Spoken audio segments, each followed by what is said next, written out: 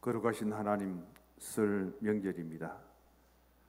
선대로부터 이어지는 신앙의 가정이면 하나님 일찍 선택하여 우리의 가문에, 가정에 복음을 주신 것을 감사할 수 있도록 도우시고, 오늘의 신앙 속에 우리가 은혜를 받았다면 그 은혜가 후대까지 길이 영향을 끼쳐서 더 좋은 신앙의 가문을 이어갈 수 있는 가정이 될 수 있도록, 하나님께 감사할 수 있는 저희들 될 수 있도록 도와주옵소서. 명절이 되면 부모님을 찾아뵙고 어른들을 찾아뵙습니다. 아버지 하나님, 육신적으로 연로해 가시는 많은 어른들, 우리 교인들을 지켜보며 하나님께 구합니다. 지금까지 영원히 잘 되도록 지켜주신 하나님, 이제 강건케 하시고 범사를 헤아려서 사랑하는 자녀들과 모든 관계되는 사람들로 하여금 섬김을 받을 수 있도록 도우시고, 노후를 평안하게 안전하게 보낼 수 있도록 도우시고, 끝까지 주님 십자가 단단히 붙들고 믿음으로 준비하며 저 천국을 예비할 수 있는 귀한 시간들 되기를 원합니다. 이 명절에 함께 모인 이곳에 주님이 임마누엘 되어 주옵시고, 아버지 하나님, 예배를 위한 정성껏 드린 장로님의 간구하심이 주님께 상달되게 하시며 하나님의 교회의 성도들에게 응답되어지기를 원합니다. 임마누엘의 찬양대가 하나님의 영광을 더 높이 드러낼 수 있도록 도우시고, 부르며 듣는 저들에게는 감동과 감화가 있어지게 하옵소서. 종을 세워주셔서 감사합니다. 예수님 이름으로 기도드립니다. 아멘. 요한 3서를 보시고 1절부터 5절까지 6절까지 보면은 1절에 사랑하는 가요, 참으로 사랑하는 자. 2절에 보면은 사랑하는 자여. 5절에 가면 사랑하는 자여. 6절에 가면은 너의 사랑을. 이렇게 5번에 걸쳐서 한 사람에게 얼마나 관심을 가졌는지, 부를 때마다 사랑이라는 단어가 먼저 붙어 있는 것을 보면서, 수식하고 있는 것을 보면서 도대체 이 사람의 신앙은 어떤 신앙일까? 가요라는 이 사람의 신앙은 자신만 하나님께 사랑을 받은 것이 아니라 그 사랑을 어떻게 다른 사람들에게 나타내 보였기에 자기는 겸손하게 그 사랑을 숨기고 감추고 있지만은 다른 사람들로 하여금 그 사랑의 사역과 그 역할이 드러나게 해서 사도 요한에게 들리게 하고, 사도 요한은 그 소식을 듣고 너무 감사한 마음으로 사랑하는 가요에게 편지를 써서 보낸 것이 요한 3서가 되겠습니다. 또 다른 하나는 여기 가요가 나옵니다. 그리고 9절에 보면은 디오드레베가 나옵니다. 그 다음에 12절에 보면은 데메드리오가 나옵니다. 이 세 사람은 같은 교회에 섬기고 있습니다. 대체적으로 이 가이오가 교회에 그가 받은 사랑을 성도들에게, 선교사들에게 그렇게 보여주고 본이 된 것을 누가 사도 요한에게 전했을까? 대부분의 사람들은 12절에 나오는 데메드리오라는 사람이 사도 요한에게 이 사실을 알렸다고 봅니다. 그럼 이 교회에서 가장 리더가 누구였느냐, 지도자가 누구냐면 가이오가 있었고, 그 다음에 9절에 보면은 디오드레베가 있습니다. 어떤 면에서 가장 영향력이 큰 사람은 디오드레베라는 사람이에요.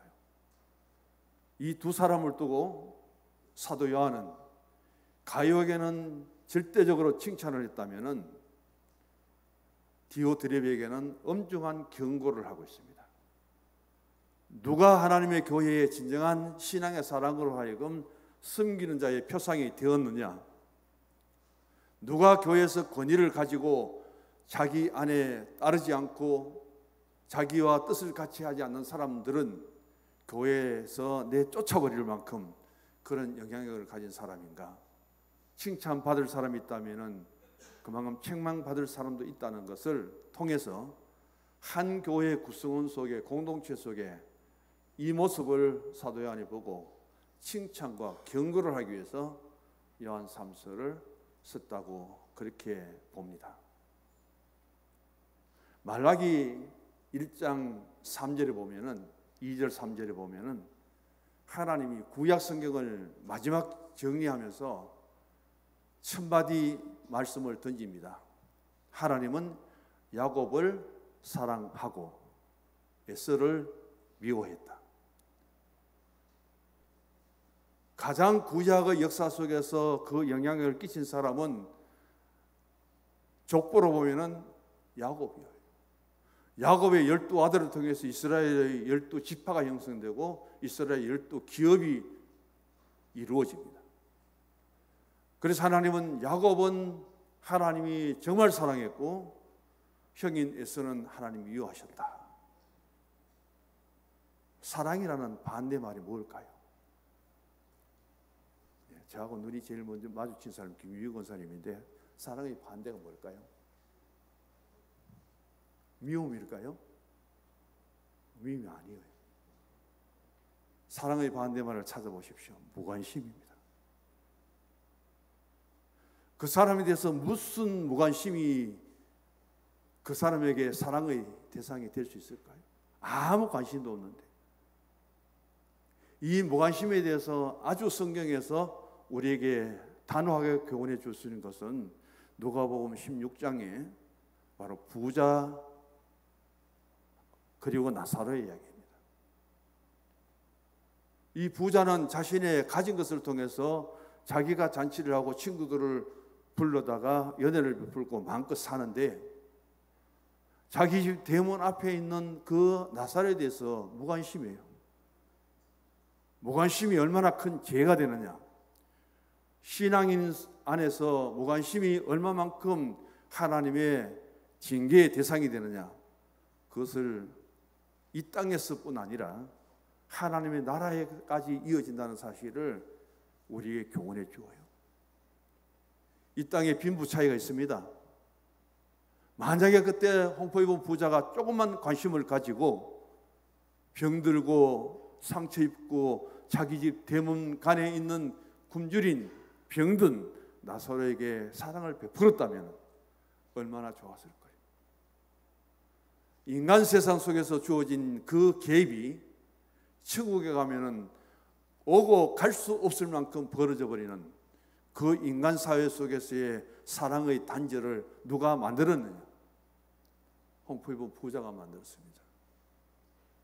그래서 무관심은 우리에게 굉장히 신앙적으로는 조심해야 될 것 중에 하나고, 무관심의 대상이 된다는 것은 사랑을 전혀 받을 수 없다는 그런 의미를 가지고 있습니다.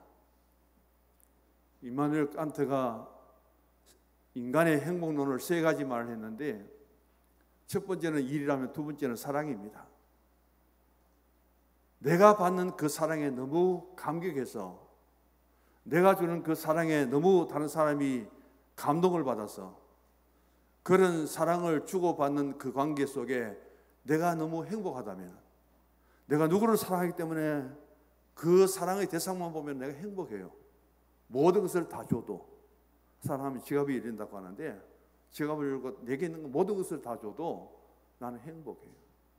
내가 사랑을 받는다는 것을 생각하면은 그 사랑의 대상에게 나도 이끌릴 수밖에 없는 거예요. 그렇다면은 이 세상 속에서 사랑을 떠나서 가장 큰 사랑은 하나님의 사랑입니다. 그 사랑을 지금 나도 받고 있다고 고백할 수 있습니까? 옆에 분에게 인사합시다. 당신은 사랑받기 위해 태어났어요. 연세가 얼마입니까? 태어난 것은 벌써 60년, 70년, 80년이 지나갔지만은 더 중요한 것은 있습니다. 지금도 그 사랑 받고 있네요. 우리 그런 찬양을 하면서 고백을 하잖아요. 사랑받기 위해서 태어났는데 그 사랑의 대상은 관심인데, 하나님의 사랑으로 태어난 우리가 나에 대한 하나님의 무관심하다면, 내가 하나님께 대해 관심이 없다면 우리 신앙은 성립될 수 없습니다. 언젠가나 말씀을 드렸습니다. 하나님 교회에 딱 출석해서 첫 마디 기도 고백이, 하나님 도대체 나에게 관심이 있습니까? 없습니까?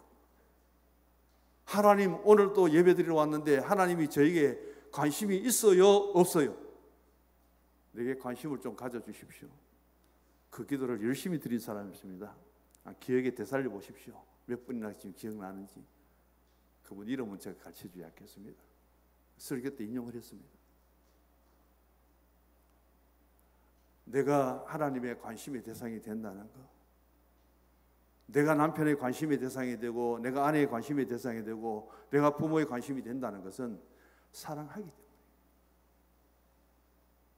하나님의 사랑을 받았던 국가는, 하나님의 사랑을 받았던 민족은, 하나님의 사랑을 받았던 가정은, 하나님의 사랑을 받았던 개인은 모두 다 복을 받습니다. 그 길이 형통했어요. 그건 하나님이 무관심하여 버렸을 때에 하나님이 말씀합니다. 나는 사울을 버려놓으라. 하나님께 버림받은 사울이, 베냐민 지파의 이스라엘 초대 왕이, 그 가문이, 그 가정이 어떻게 되었습니까? 왕도, 아들 요나단도 전쟁터에서 죽고요. 이렇게 한 가정이 하나님의 무관심의 대상이 되고, 하나님이 사랑하지 않고 하나님이 버리고, 그때 일어나는 모습들을 바라보면은 우리는 하나님의 관심의 대상이 되어야 됩니다. 교회의 관심의 대상이 되어야 됩니다. 성도 간의 관심의 대상이 되어야 되는 거예요. 오늘 여기 보면은 가룟은 얼만큼 사도 요한에게 사랑의 대상이 되고 있느냐. 가룟에게 유일하게 요한은 자기의 직분을 밝힙니다. 어디에도 요한은 자기 직분이 장로라고 밝힌 적이 없어요. 그런데 오늘 1절을 보시면 장로인 나는, 그런 사도입니다. 주의 사랑을 가장 많이 받은 사람이에요. 자기 이름을 드러내기 전에 주님의 사랑을 받은 제자, 자기를 그렇게 드러낸 사람이 요한입니다. 그 사랑을 가장 많이 받고, 이제는 교회 안에 한 직분의 자리에 그것을 소개하면서 가룟에게 말합니다. 그래서 가룟도 역시 장로일 것이다. 내가 장로 입장에서 너를 사랑하는데, 내가 가장 많은 사랑을 주님께로부터 받았는데 나의 사랑을 너에게 다 쏟아붓겠다. 그 가룟의 사랑을 교회 안에서 제일 영향을 받은 사람이 누구냐면은 데메드리오입니다. 12절의 말씀이에요. 그래서 요한이 당시에 목회자가 부족하기 때문에 순회 전도자를 세워서 각 교회 순회를 하도록 만듭니다. 그때 가룟가 이 순회자에게 한 일들을 보면은 얼마나 아름다운지 모릅니다. 그런데 여기 나오는 디오드레베를 한번 보시기 바랍니다. 9절 10절을 우리 같이 읽어볼까요? 내가 두어 자를 교회에 썼으나 그들 중에 어떤 되기를 좋아하는 디오드레베가 우리를 맞아들이지 아니하니, 그러므로 내가 가면 그 행한 일을 잊지 아니하리라. 그가 악한 말로 우리를 비방하고도 오히려 부족하여 형제들을 맞아들이지도 아니하고 맞아들이고자 하는 자를 금하여 교회에서 내쫓는도다. 디오드레베는 아주 힘이 있었던 것 같아요. 당시에 권력이든지 교회 안에 영향력이 엄청 큰 사람인데, 사도 요한이 보낸 순회 전도자까지 거부해버립니다. 우리 교회는 오지 마십시오. 오지 말라고 막아버립니다. 그런데도 오게 되면은 오는 그 사람을 영접하고 맞이하는 사람은 내가 오지 말라고 한 그 순회 전도자를 맞이한 당신은 우리 교회 필요 없다고 당장 내쫓아 버립니다. 대항도 못하고 쫓겨가는 거예요. 이런 영향력을 끼치는 그 교회에서 가이오는 이 문제도 해결할 뿐 아니라 그렇게 요한에게 대항하고 대적하는 디오드레베가 있는데도 불구하고 순회자를 아주 정성껏 모십니다. 그리고 교회 성도들의 신앙의 모습을 보여주고 순회 전도자들이 떠날 때는 다음 가서 순회 전도를 잘할 수 있도록 예비까지 다 챙겨준 사람이 누구냐? 바로 가이오라는 거예요. 그래서 한 교회에 가장 대립된다면은 라이벌이라면은 가이오와 디오드레베입니다. 이 라이벌이 되지 말고 두 사람이 서로 협력자가 되고 동력자가 되었다면 이게 얼마나 더 좋았을까요? 그래서 칭찬받을 때 그것을 겸손하게 덕스럽게 받아들이고 책망받을 때 무엇이 잘못되었는가 그것을 깨닫고 돌이키고 다시금 협력자가 되고 동력자가 된다면 바로 세워지는 교회가 됩니다. 오늘 그런 면에서 이 가이오에 대한 말씀들을 생각해 보고요.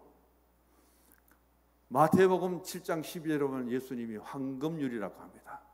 율법도 있고 지켜야 될 도리도 있고 예의도 다 있지만은 가장 그리스도인들이 하나님의 사랑을 받았다면은 반드시 지켜야 될 것이 있다.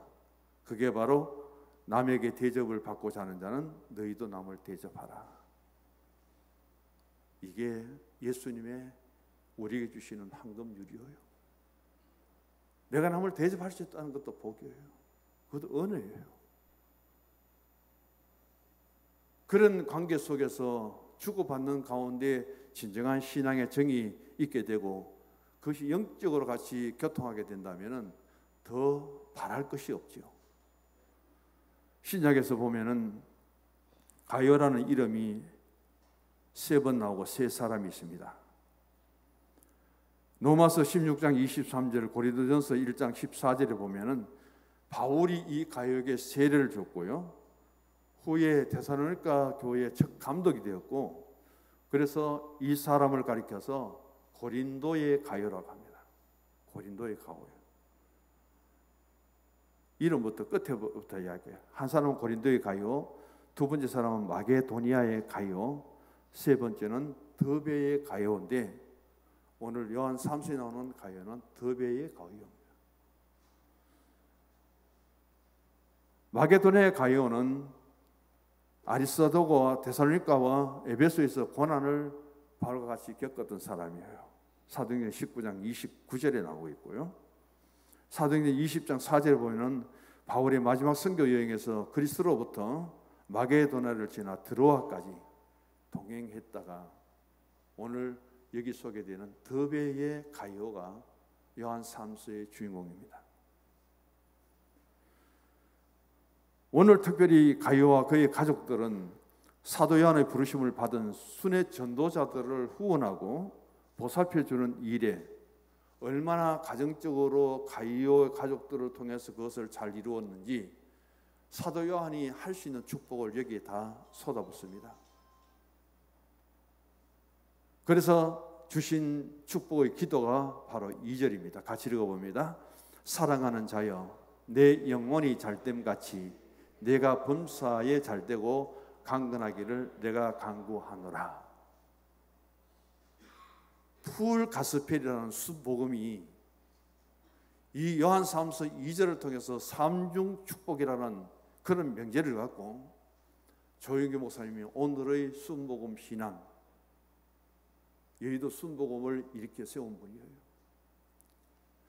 살아가는 성도의 신앙 속에서 이 세 가지 축복 외에 더 바랄 것이 뭐 있느냐? 영혼이 잘 되고 범사가 잘 되고 강건하기를 구하는데 그게 이루어진다면 이거보다 더 큰 축복이 있거든요. 세 가지로 탁 구분해가지고 이것만 굉장히 강조합니다. 그래서 이 삼중 축복은 순복음 계열에서 그 교파에서 가장 강조하는 신앙의 축복이죠. 그런 가운데서 오늘 주보를 보시면 첫 번째 주제입니다.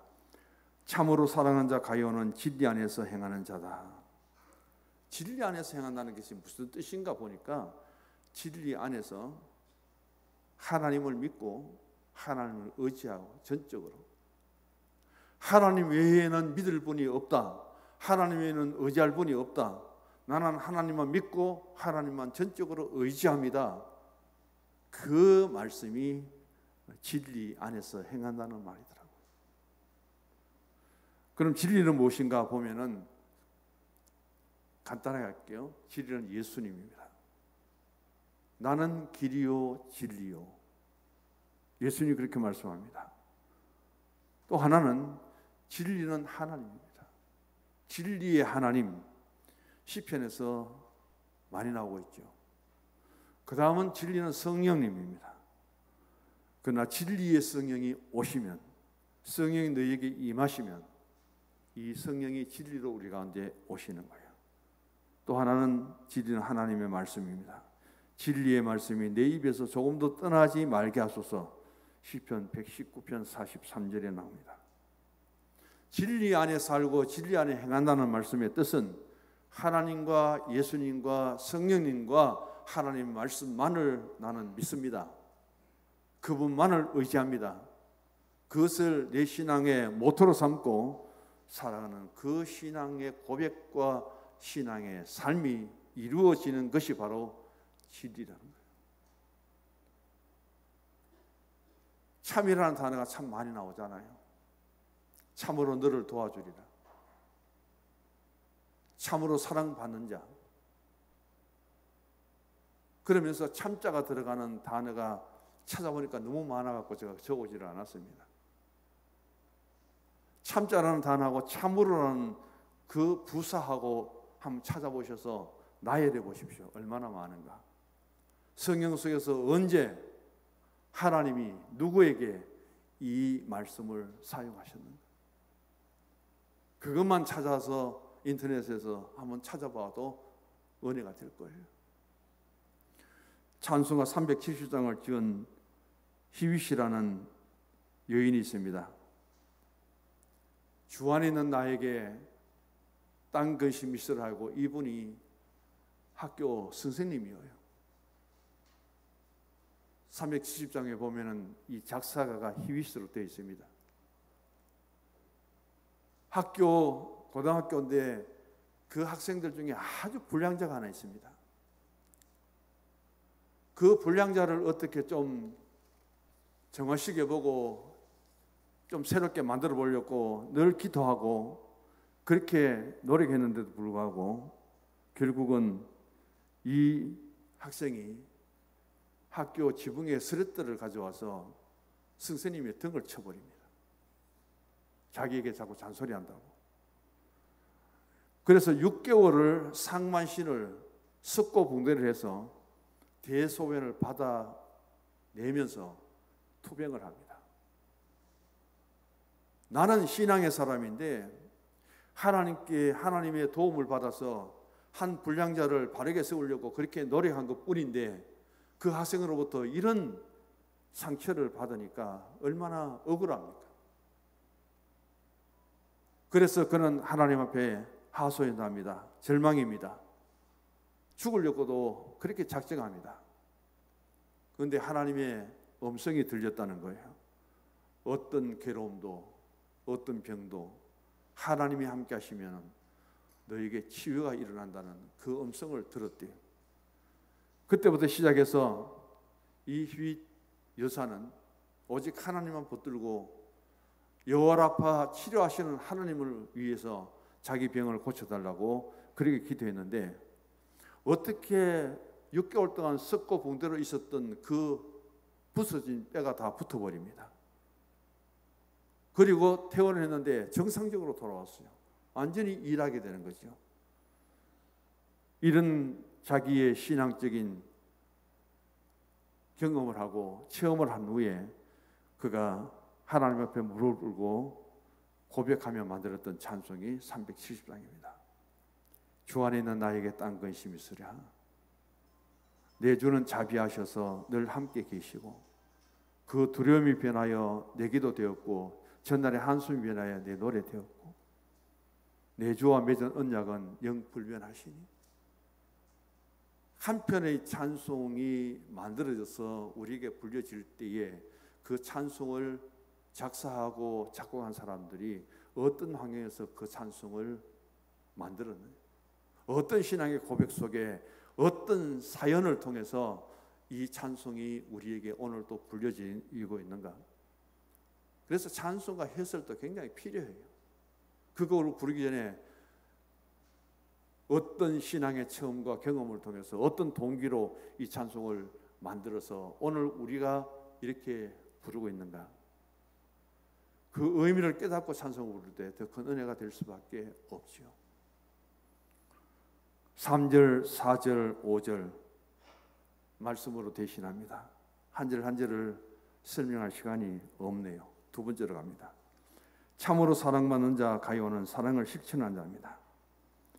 가요의 신실한 믿음은 칭찬받는 믿음입니다.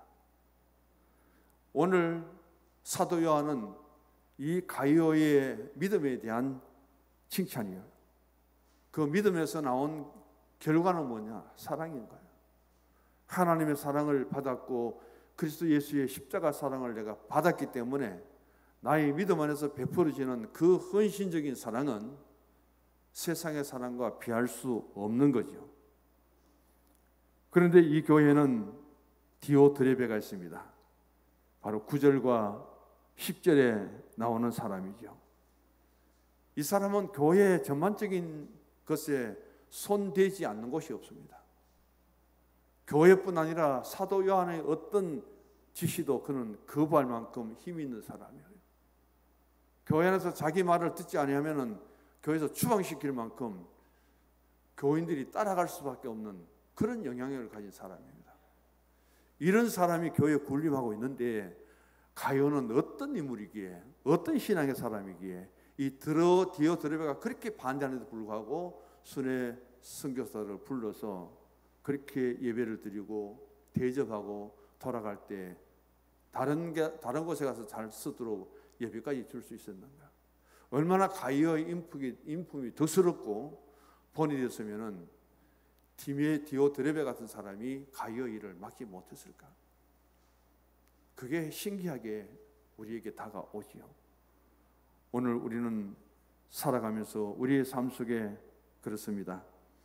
정말 하나님의 교회에 가요 같은 사람, 가요 같은 일꾼 반드시 필요합니다.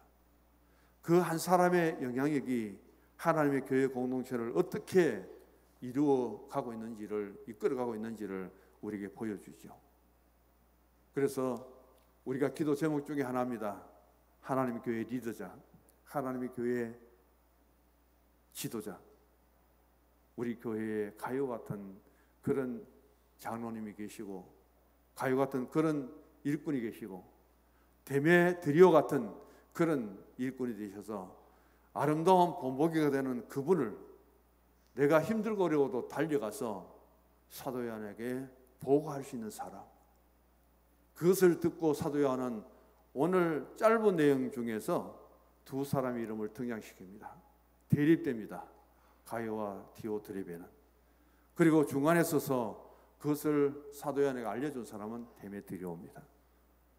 그것을 통해서 분쟁과 갈등 속에 서로 견해가 다르고 교회 안에서 서로 다른 일들 때문에 마찰이 일어나도 사도 요한의 이 교훈을 통해서 문제가 해결되고 서로 라이벌이 협력자가 되고 동력자가 된다는 이 사실, 오늘 우리 교회가 꼭 배우고 닮아가야 될 일이죠. 마지막입니다. 세 번째, 참으로 사랑받는 자 가요는 전도자와 함께 수고했다, 그렇게 말씀합니다. 앞에 말씀 속에 다 포함되어 있기 때문에 그냥 지나갑니다.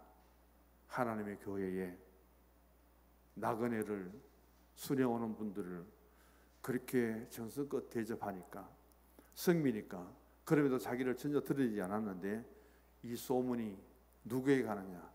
파송시킨 요한에게 갑니다.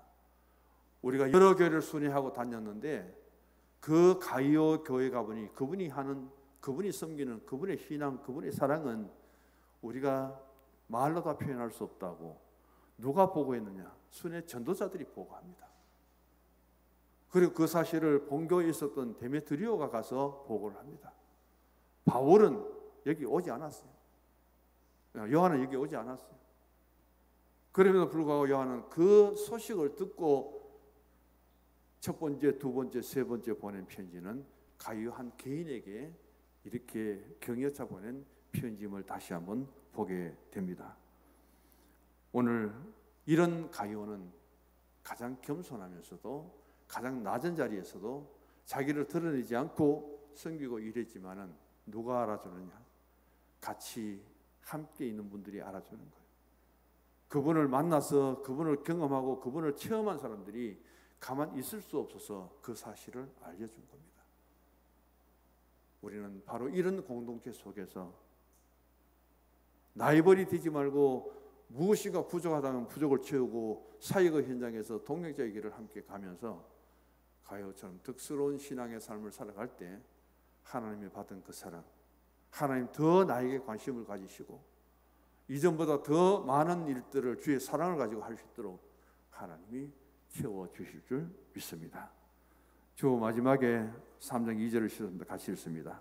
사랑하는 자여, 내 영혼이 잘됨 같이 내가 범사에 잘되고 강건하기를 내가 간구하노라. 아멘. 하나님 아버지,